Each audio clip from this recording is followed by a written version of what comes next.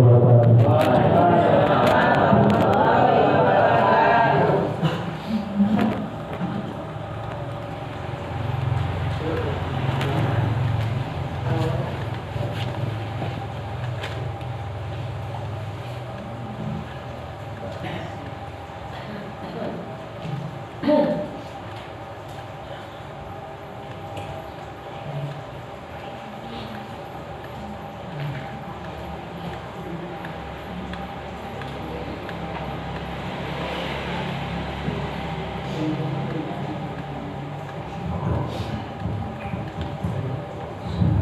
Assalamualaikum warahmatullahi wabarakatuh.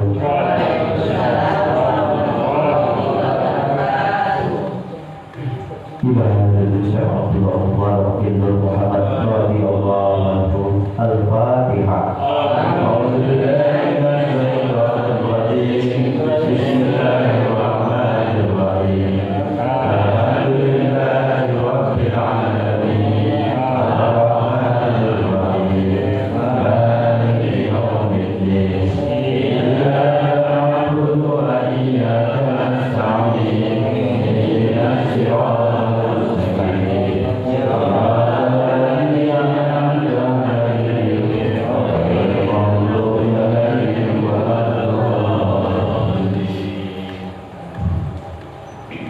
Tanbih.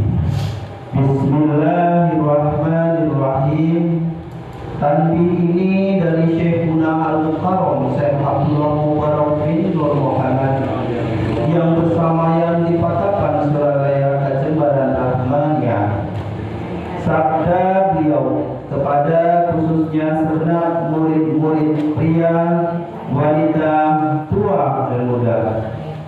Semoga ada dalam kebahagiaan, dikaruniai Allah Subhanahu wa taala kebahagiaan yang kekal dan abadi, dan semoga tak akan timbul keretakan dalam lingkungan kita sekalian.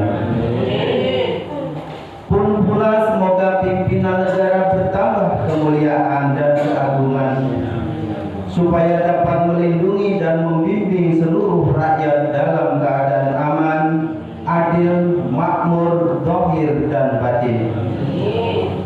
Pun kami tempat orang bertanya tentang Thariqah Qadiriyah Naqsabandiyah Pondok Pesantren Suralaya, menghaturkan dengan tulus ikhlas wasiat kepada segenap murid-murid, berhati-hatilah dalam segala hal. Jangan sampai berbuat yang bertentangan dengan peraturan agama dan negara. Taatilah kedua-duanya tadi sepantasnya. Demikianlah sikap manusia yang tetap dalam keimanan.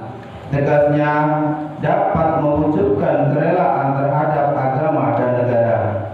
Taat kehadirat ilahi yang membuktikan perintah dalam agama dan negara. Insafilah hai murid-murid sekalian, janganlah terpaut oleh bujukan nafsu, terpengaruh oleh godaan syaitan. Waspadalah akan jalan penyelewengan terhadap perintah agama dan negara, agar dapat meneliti diri kalau-kalau tertarik oleh bisikan iblis yang selalu menyelinap dalam hati sanubari kita semua. Lebih baik buktikanlah kebijakan yang timbul dari kesucian. Satu, terhadap orang-orang yang lebih tinggi daripada kita, baik zahir maupun batin, harus kita hormati. Begitulah hidup seharusnya, hidup rukun, saling harga menghargai. Dua, terhadap sesama yang sederajat dengan kita dalam segala-galanya, jangan sampai terjadi persengketaan. Sebaliknya, harus bersikap rendah hati, bergotong royong dalam melaksanakan perintah agama dan negara.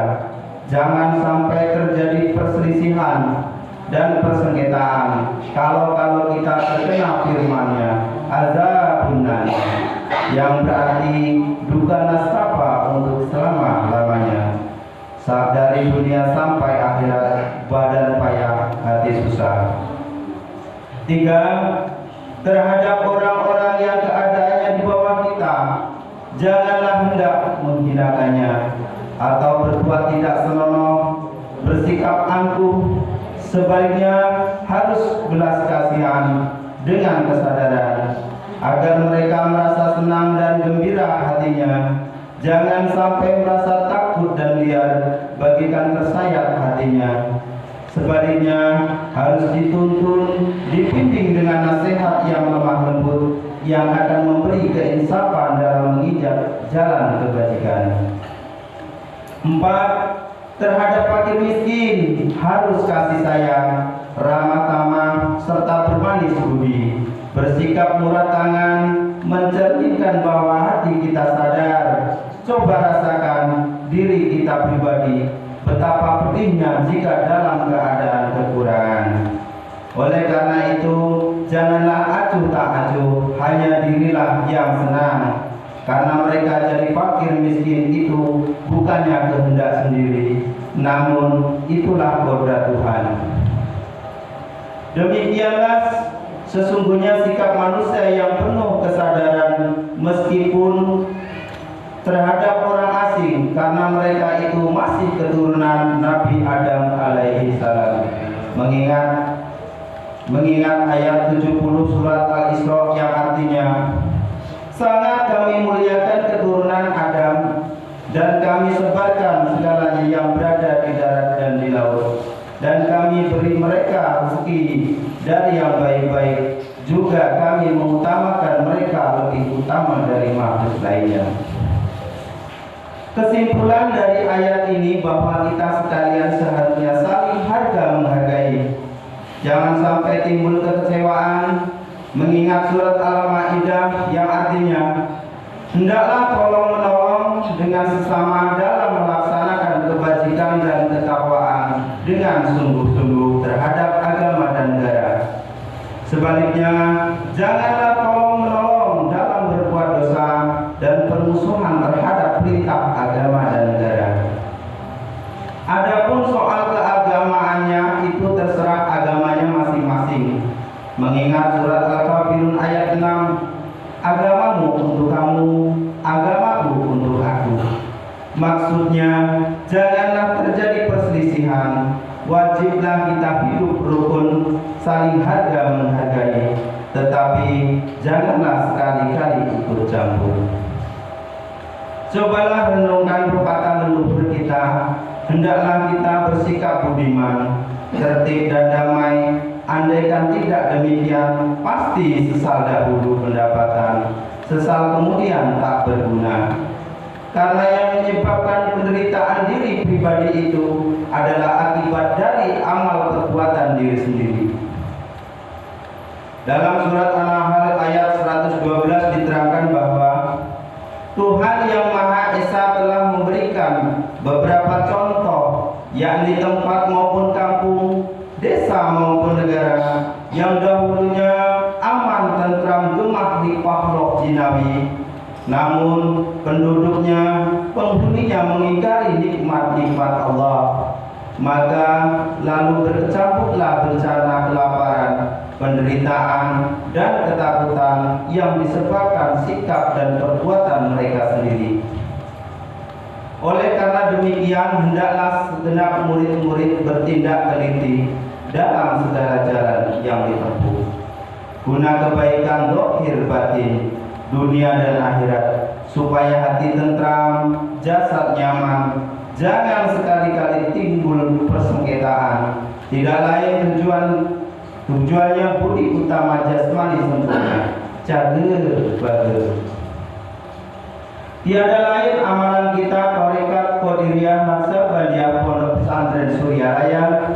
Amalkan dengan sebaik-baiknya guna mencapai segala kebajikan, menjauhi segala kejahatan zahir batin yang berkalian dengan jasmani maupun rohani, yang selalu diselimuti bujukan nafsu, digoda oleh berdaya syaitan.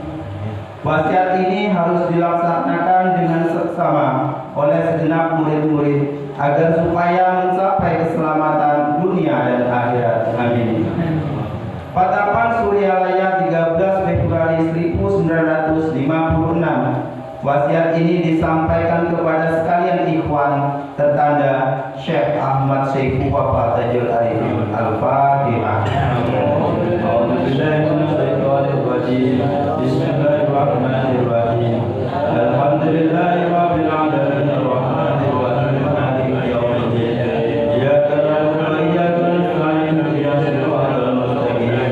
Siratal ladzina an'amta 'alaihim ghairil maghdubi 'alaihim waladdallin. Untayan mutiara. 1.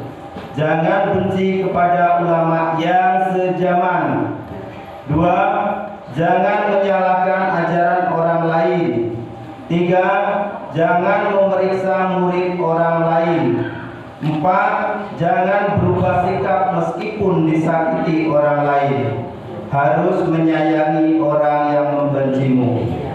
Ila hadirin Syekh Muhammad Abdul Qasim Sayyidullah Masul Al-Qadiri Al-Nasr Bandi Al-Mutaqi Al-Kamil Al-Mu'affa